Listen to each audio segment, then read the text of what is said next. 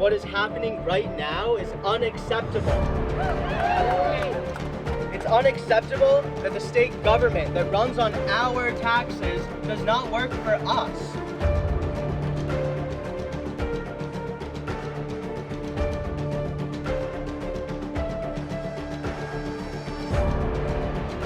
I want to speak for a moment about our governor, Governor Gass, who has regularly said that his hands are tied when it comes to this compressor station.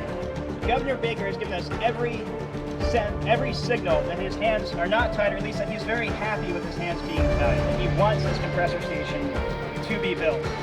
If your hands are tied, what do you do if you don't want your hands to be tied? You work to get out of it, right? You squirm, you fight, you ask for help. Has Governor Baker done any of these things?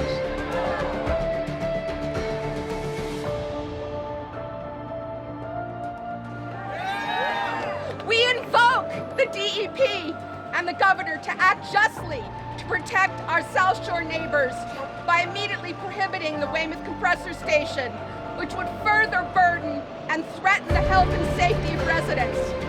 We invoke you, Governor Baker! Act with integrity now!